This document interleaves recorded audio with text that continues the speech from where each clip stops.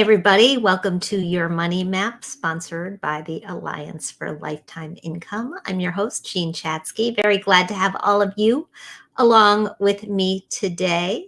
Let us know where you're coming in from on Facebook or LinkedIn. Drop a note in the chat, in the comments. Drop a question if you have it. And I'm sure you will, because today we are talking about the issue of place. We are talking about where you want to live. And there is no question that where you live shapes who you are as a person. It shapes your lived experience. And that holds true through the lifespan, the time, the decades that you spend as a child, the decades that you spend raising your children, the decades that you spend in your retirement years as well, when many people decide that they are looking for a new place to call home.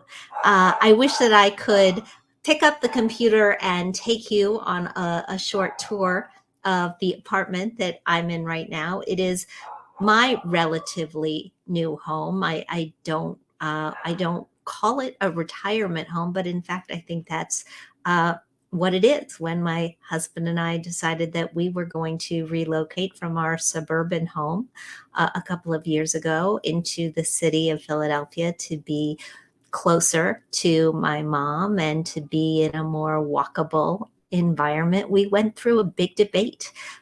Did we want to live in a house? The houses here in Center City, Philadelphia are very vertical. They're old, beautiful row houses. They call them here brownstones. They might call them in other places, or townhouses, but they got a lot of stairs.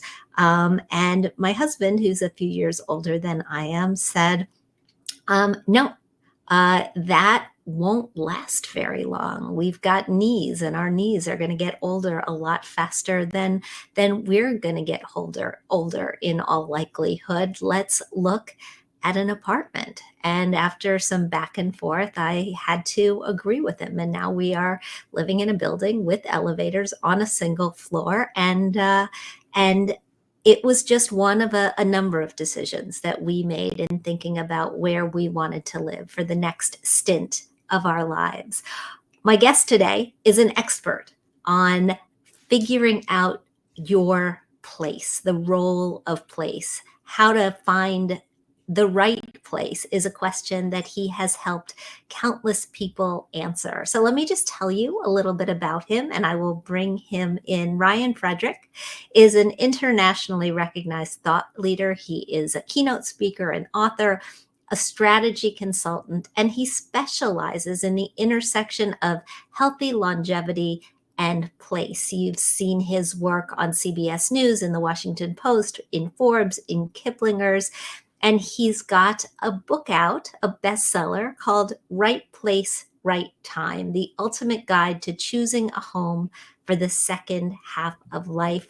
Ryan, welcome. Thank you so much for joining me. Thanks for having me, Jean. My pleasure. So when you talk about place, you're not just talking about geography. You're talking about a you're talking about something with a lot of different attributes. How do you think about place? Yeah, and before I answer that, I want to say my best friend lives in Center City in Philadelphia, and he's in one of those brownstones or townhomes, and I can verify, having spent a number of days with him, there are a lot of stairs, and they are vertical. They are So very vertical, and they they're very are vertical. beautiful, but Yeah, yes, not sorry. not sorry. No, I think you chose wisely, ultimately. Yeah, place is something that's on my mind a lot, Gene. I think it's on a lot of people's minds, but yet sometimes its importance in healthy longevity, it's like hidden in plain sight. And what I mean by place is a couple things. I think there is the physical dimension of place. And sometimes we think of that as the four walls, the apartment versus the townhome, but it's also what block, what neighborhood, what metropolitan area, are you in urban, rural, suburban area, what state, what region of the country, what country, region of the world. Our physical element, our lived experience is a composite of all of those different dimensions. However, it's much more than that. It meets your physical, mental, and psychological needs, like we're talking about, but also It helps define or help funnel your purpose. It helps structure your social network, your social connections. It has an influence as to how physically well you are, whether your level of activity, how you eat, how you sleep, and not the least of which, it also has a very meaningful financial dimension to your life, both in terms of, for most people, it's a leading expense in their life, but also in other cases, it can also be one of their biggest investments. So when we think about place, one of the first things I do when I talk to people is give it its proper framing. It is a lot. In fact, I would argue it is one of, if not the most important decision that you make related to healthy longevity. The average adult moves a dozen times over their adult life. And even the decision to not move can be a decision about place. So the framing, I think, is very important. When we talk specifically about the second half of life or even the third of life, Yeah. we're talking about a good number of decades in many cases. How is the decision that we make for this period different than the decision that we make earlier on? I would say that any decision about place has complexities to it. But as I look back in my life, when I was getting my first job, for example, out of school, out of university, my place, at least the metropolitan area, was quickly defined by where my job offer was, Yes. and that was a bit of a non-negotiable. Later on, we live in Austin, Texas now. A lot of our decision about place was driven by the school district our kids are part of. The good news, bad news in the second half of life, and typically what I mean by that is pre-retired, empty nester, pre-retired, then retired, and so on, is that your degrees of freedom change. You often have more degrees of freedom. And with that degrees of freedom introduces complexity because there's almost too many options as it plays out. So the first piece is to get appreciation for what are the range of options. They're probably more than you've had previously in your life. And then the other piece that can be complex too, among others, is the fact that you have this unknown variable, which is how long will you live? And that variable is influenced by where you live as well, because if you're in a spot where you're thriving, where you're active, you have purpose, you're socially connected, probabilistically, you're going to live longer and healthier than if you're in a situation where you're chronically lonely, where you aren't active, not sleeping well. So it's a variable that is good to get a handle on, at least probabilistically, but also it's good to understand it's a variable that moves on you.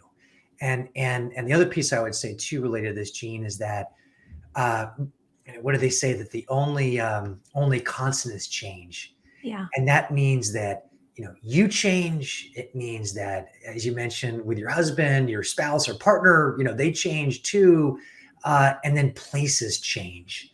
What you might have thought of being the perfect spot, maybe for raising your family, may be the worst spot at a different stage in life. So there's a lot of variables to consider, but it's a really important decision. It's interesting that you chose to put it in a book so recently. We are coming up on peak 65, the year in our history in which more of the baby boomers will turn 65 every single day than ever before. We'll see 12,000 people every day turning 65 next year, which is just a Crazy. big number to wrap your brain around. You published this book in 2021. What made you write it? Gene, uh, a couple things. On my end, I have a lot of ideas, and that can be a bit overwhelming sometimes. But this idea, given my background, I've done a lot of work in real estate. I've done in a range of different types of housing, and I got to see firsthand the impact the place had on individuals. And then I kind of reflected a bit on the fact that with people living longer, particularly those who are educated with some resources, the longevity continues to march on and increase for people. And I got the sense that people weren't thinking deeply enough about that decision of where to live and how to engage in where they live. And I saw that I've seen some studies where upwards to about 90% of people said they want to age in place. Yes. And I thought more about that, and I struggle with it because that like presumes that that place is the best place for you, no matter, the different circumstances. And when I thought more about the way that place influences our relationships, our purpose, and so on, I suspect there are quite a number of people that are preferring to age in place, but actually not doing the hard work of understanding what the other options are. Now, the pandemic put a spotlight on this for all of us, that were we in the right place? How is in place impacting our lives? So I felt that this was an issue that, for whatever reason, was being overlooked, or if it was being looked at, it was being looked at in a more superficial way. And I like to think, yeah, go ahead, Gene. No, I wanted to just jump in on the 90% statistic that you raised. I was actually going to bring it up later, but since you brought it up already, Yeah, I mean, this is a statistic it came out of some research done by AARP. They yeah. also similarly found that 80% of people believe they will stay where they are right now. And yet, when you look at the housing stock in the United States, only about 10% of it is really equipped to allow for people in their 80s or older, where they need things like wider hallways perhaps, and other improvements to make it easier. No stairs would be helpful in many cases. Do you think that trying to stay where you are, um, for people who tend to prefer inertia, for people who tend to be change averse, is a mistake? It can be. It definitely can be. And I think, going back to the framing in the beginning, this is a decision that matters. So if you're in your current home and you're thriving, you've got rich friendships, it fits within your financial well-being, you're active the way that you want to be, it meets your physical, emotional, and psychological needs. On the surface, doesn't seem like picking up shop and moving somewhere else would be the right path. But people change. Your circumstances change. It sounds like your husband's knees may be in a different state than your knees at the moment. And so there's an element of, at a minimum, just planning, like understanding how place or you may change, which could necessitate some shift in order for you to be your best self. That's really what this is about. It's this alignment of not just longevity, how long you live, that lifespan, but mapping that also to how long you're healthy, that kind of health span, Mm-hmm. with a correspondingly long, what they call a wealth span. How long do you have financial resources to support the life that you're looking for? So I find that that doesn't happen by accident, that it requires some level of planning, self-reflection, working with experts or tools along the way to make sure you're in a good spot. So I think one of the things I talk about, I do a blog every other week on the here.life website. I had one a few months ago where I talked about something that the forever house is really a fallacy. And it romantically, I hate to say that, but in reality, especially if you're living a longer life, especially if you're really focused on living your best life, being open to different possibilities that may be better for where you are, I think is really a key in managing to that outcome. Can we dig into the wealth piece, the wealth span piece? The Alliance for Lifetime Income, as I think you know, is an organization where we talk about protected income. We talk about the importance of having a stream of income, a paycheck, an annuity, a pension, something to supplement Social Security, so that at least you will be able to keep that roof over your head. Yeah.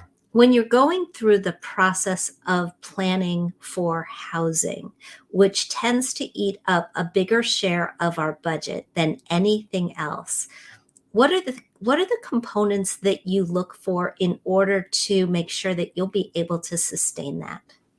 Well, I would say the first thing, not to make an excuse, but it's complex. Yes. And I think people, if you do this planning on your own, which is possible, just roll your sleeves up and be prepared to be pretty rigorous in your thinking, because one of the first pieces is understanding that, life, especially the second half of life, has a lot of different branches to this probability tree, different outcomes, and some of them can be quite expensive.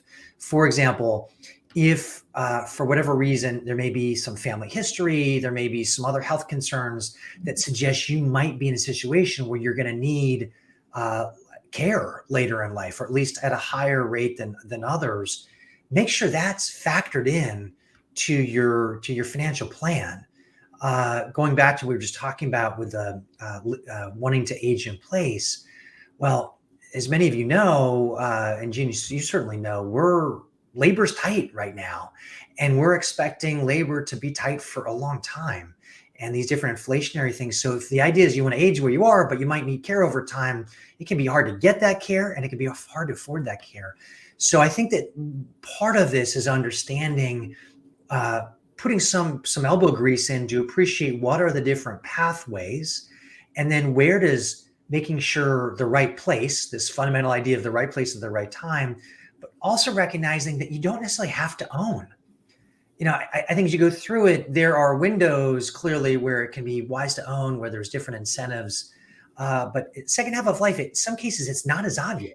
Talk a little bit more about that, because I think particularly now with the housing market so tight and supply so minimal, at least in a historical context, Yeah. people who have always owned are struggling with this idea that maybe if we want to move or need to move, we sell and we don't buy because the mortgage market has become restrictive. Yeah, exactly. I think part of it is that basically, uh, one thing, going back to the right place, right time piece, is that the first piece is understanding what is the right place for you. And we went through the example with you and your husband around apartment versus townhome. So the first thing is like, what's the right place? And the second, one of the successive questions then is, should you own or rent? And one of these, when we own something, gosh, we love to see in markets that are doing well, oh my gosh, my house is worth more. And that can funnel some of the Zillow jokes and people spending time on Zillow. But the downside is your house is not always liquid. And the downside is actually when home prices go down and you're leveraged, as we remember from the Great Recession, you may not have as much equity value as you thought, or equity value in general. And so just understand on the front end that the structures of your place have pros and cons, and there are cycles. And we happen to find ourselves in a cycle, as you point out, Gene, where we have higher interest rates. People that own their homes likely have lower interest rates. New owners coming in, they're not as fond necessarily of getting higher interest rates, or if they do, it means that their ability to pay may be less than it was previously. So you may be in a spot, number of people are certainly, where there's aging in place, but there's also stuck in place. Yeah. And that stuck in place is really just an outcome of the structure you have. Some people that have opted to rent, there are things they may be giving up, but they are getting flexibility. And so if you happen to be someone that is looking at options at the moment and has liquidity to do something, just be mindful that there's a decision of what's the right place. And then there's a separate decision of what's the right business model to support it. For those that maybe own their home and find themselves stuck in place, it may not be quite as challenging as you might think. And the reason I say that is there's always opportunities to improve your current place. Like, for example, there's some small things, like you could be in a situation where you've lost connection with some of your friends. Maybe you're not as active as you'd like to be. There are always things where you live where it's a matter of taking that self-initiative, reaching out to friends you haven't seen for a while. Maybe it's picking up a new hobby. Maybe it's walking. Maybe it's, I've gotten into tennis more recently. A ton of people got into pickleball, of course. Yes. Fastest growing sport. You can hear that in our neighborhood with quite frequency. But recognize that stuck in place doesn't mean that you don't have agency for making your life better. Second thing is, one thing I have seen people do is, if they think they're going to maybe move somewhere else, there can be this disconnect between what you think that new place is and really what it is. And a good way to test that hypothesis is to spend some time there. And that time could be in a new place, actually could be in the same metropolitan area, but a different type of housing. And so one thing that people could consider doing is renting their current house, because there's still, I think, a fairly liquid rental market today. And you could rent your house and then rent something else, either that housing product you're curious about or a different area to explore it. And so that can be effectively help you be more knowledgeable about what a future decision might be when the market does come back, when liquidity improves a bit, when it'd be easier to sell your house, if that is the right decision for you. I think it's such an important point. I will always remember good friends of my parents sold their house in our small town where we all grew up, and moved to the Sun Belt. And they were so excited about this move. They sold their house, they bought a new one. 6 months later, they were back, and it just didn't suit them. It wasn't the right move, and I think part of it may have been the meeting new people thing. It is, I can attest, and we had ties here in Philly, but it's harder It's to hard. meet new people when you don't have kids in school. It's just harder, and you're right. You absolutely have to take initiative. But there are other considerations too to think about when you are choosing a place. I mentioned to you I spent a lot of years at Money Magazine, where we published guides on the best place to retire. And there were a whole bunch of factors that would go into those calculations. Paul, who's commenting in our chat, and Paul, thank you for that. If anybody else has a question or a comment, please just drop it in. We're happy to see it. He's pointing to healthcare, and he said, for some, the item that eats into wealth the most is health costs. I think that is especially true in your 80s and beyond. And we like to see good health facilities. But what else? What else do you look for when you're looking for a place to spend years? So I think, Gene, that given your prior work at Money Magazine, I think that the best places to retire list is a good place to start understanding the limitations. And so there's two limitations I'd like to highlight. One is there's that rubric. What are those factors, going to your question, that what matters? And so when you see a best of list, they're applying a list of factors they believe is important, but it's not just the rubric, it's also the weighting of the rubric. It's like, okay, well, walkability is maybe important on a list and maybe not as important to you, or vice versa. Or going back to Paul's questions, how about access to healthcare? That Mhm. might be more important to an individual than maybe the composition of a best of list. So there's a lot of factors. Gene, one of the things that when I work with groups, or some of the content on the Here.life website or my book, Right Place, Right Time, is there is a long list, and understanding what's a preference versus what's a true need is significant. What is something that you really need to anchor your decision around? And what are some other pieces that may be more degrees of freedom? For example, going back to the finance piece, how much can you really afford? Yeah. Really important question, because especially in the second half of life, if you take more than if your housing is too expensive, or your investment in it is too risky, relative to your stage in life, it can be hard to make that up down the road, which is why, again, this is one of the many reasons, such a critical decision. So I think you need to factor what truly can I afford, and some of that's also a personal decision around risk appetite.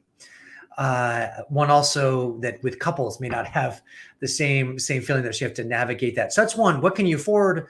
No doubt a key thing is, back to your question, around social connection. We're in an area some people are describing as we're in a friendship recession. Mm. It's harder to stay connected. It's harder to make new friends in general. And so if you're going to go to a place, having some thought around, is this a target rich environment for people that I want to get to know or make friends with? That's not trivial. There's been some No. important work by a gentleman by the name of Robin Dunbar. He's an English researcher, studies friendship. He came up with Dunbar's number, and he talks a bit with his book called Friends a year or so ago. Just there's commonalities that are important in terms of making friendships and understanding what commonalities, how likely are you to be in an environment where the commonalities you value are in that place. So there's a lot of variables, probably more than we can get to right now, Gene, but it's a very personal decision to. One of the factors I was wondering about is work opportunities. We are hearing a lot from people in retirement who want to continue to work, maybe not at the job that they were doing previously, but they would like to push off Social Security for a few years. They would like to stay active. They would like to continue to earn. How do you figure out, if there are enough opportunities of that type? It's a great question. One caveat to start off, I think we're fortunate. Knowledge workers, people with university degrees, have really benefited from this hybrid working, remote working. So there are opportunities available today in geographies to work remotely on a project basis, on a part-time basis. Simply wasn't possible 5, 10, certainly 20 years ago. So in that sense, it's not as limiting as it once might have been around a particular place. On the other hand, we find out a lot of our opportunities through our social networks. And we have our social networks that are virtual, like LinkedIn and Facebook, but let's not forget about our social networks that are in person and local. So if you're in a location that's growing, like, for example, being mindful of where millennials are, where Gen Zs are, they tend to be pretty dynamic places. For example, we live in Austin, Texas. Austin benefits a lot from having University of Texas anchored here and all of the derivatives that come out of that. So I think that you can actually track the health of the economy and where younger people are as a proxy for where there's opportunities at large. Yeah, And also provide some intergenerational interaction too. I think that's a really good point, and something that Paul has mirrored, that a community with all generations is important. And Janet points out she's seen people move to a retirement area where they don't have support from family, and when their health starts to fail, they're moved back by family, which is also a very difficult adjustment at that point in life. And I think that's a point. You mentioned couples. And again, this week we saw a story pointing out that couples are not necessarily on the same page when it comes to retirement. I have an old newspaper clip that I use in some of my presentations. It was from the Wall Street Journal, and the headline was, "He says Maine, she says Florida." Right? You couldn't be more opposing in your views, at least as far as weather is concerned. How do you get couples to line up when they are not on the same page? Yeah, Gene, great question. So just a word of background. So my book, Right Place, Right Time, that exercise really opened up a lot of learning for me as I interacted with more readers and people leaning into this question. And it's led to the creation of a workshop, and then also a course where people go in as cohorts. And in those cohorts, there have been couples. And I've seen firsthand the importance of communication around this, because it's a complex decision on your own. In fact, the kind of solo agers, people that don't have kids or maybe not married, there's complexity in that decision. There's a different complexity with couples, because if you don't find a process or a mechanism to be able to express where you are on this important issue, and again, where you are is not just where to put your hat. It has all these layers to it, like we're describing.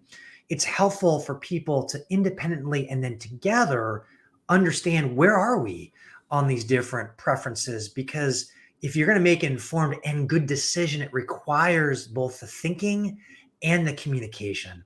What I find sometimes is people say we're going to age in place. They're aging in place without a strategy. they haven't been able to think it through. They haven't had the opportunity to communicate about it. And so what happens? Inertia kicks in. And back to Janet's question as well, recognizing that because living longer is a trend.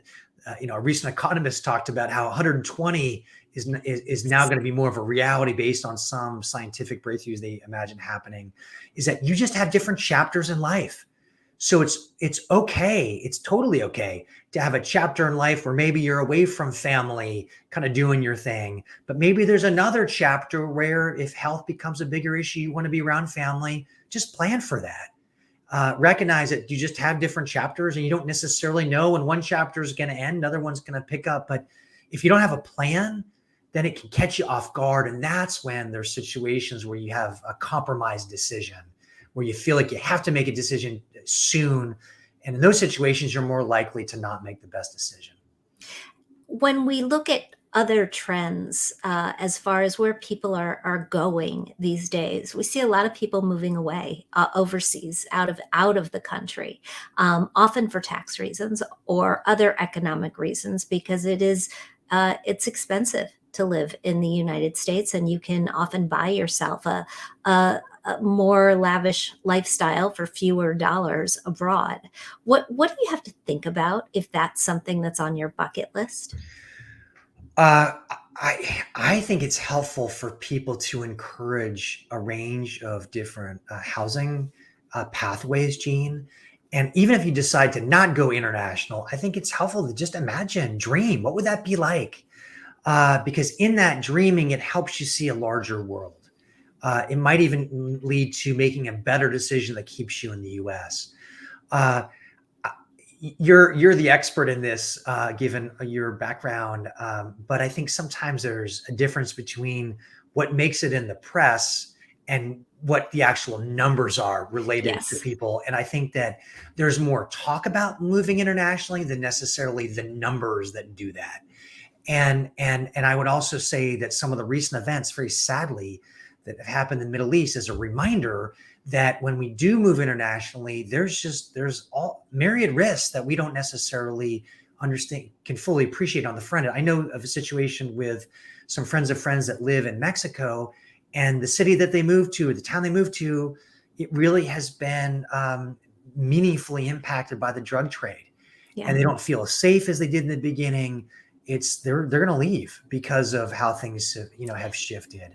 Well, and to your earlier point of trying things out before you pack up and you make a decision, I think that's a very good move. I do want to, in our time left, talk about the expansion that we've seen in continuing care communities, and that sometimes people move into I don't know, a 50 plus community, a 60 plus community, where they know that they will be able to age because there is assisted living and there is nursing homes. Maybe there's even memory care should they need that down the road. What's your take on these? So I mentioned I have a strategy consulting practice. I work with groups across the country, some internationally. There's an interesting phenomenon, Gene, because what's happened is there's a peace of mind that when people move into these continuing care retirement communities or life plan communities, another name for them, that they have a range of care options, such as when your life changes, you have things available. What's also happened, however, is that the cost of maintaining these communities, particularly the ones that are more healthcare oriented, where there's skilled nursing, labor, and so on, you're seeing more groups actually not provide that anymore. Mm. And you're seeing a shift in how our health system is delivering care. So you're seeing more of a trend with technology and labor coming to you. And that still may mean if you're in a 55 plus community or you're in a senior living community, it may mean that they may come to you in a lower care setting than they did previously. And one of the tricky things just on that too, Gene, is in some cases, those communities haven't grown at the pace that our aging population has for a variety of different reasons. And for individuals, it can, if someone were to move into some of those communities, particularly ones where there's a buy-in, it can be a great decision. However, it also can be a decision of a point of no return. Once you move in, it can be very difficult if it's not the right place to switch out for a variety of different reasons. So I think it's good to have that option. I think it's good to have more of those communities, but in general, I think we need more options across the board where then people can make informed decisions for the right place at their chapter in life, recognizing there may be future chapters along the road as well. Yeah, absolutely. Well, thank you for this. Such good information. We've got people in the chat asking where they can find you, which was the question that I was going to ask you as well. If people are looking for more information on your work, where do you want them to go? I would encourage you to visit the site of my company here, which is HERE. The website is here, HERE.life, LIFE. One of the first steps I recommend for people, if this is on your radar screen, is in my book, I have an assessment that people like so much. I put it online and now thousands of people have taken it really across the world. You can find it there. The specific URL, though, is here.life/assessment. And then in a couple of minutes, you can just get a sense of where am I for today. And then that's also an opportunity, if you wish, to stay in contact with the content that's available. And later may post, there's a specific link if you're interested in these workshops or courses as well.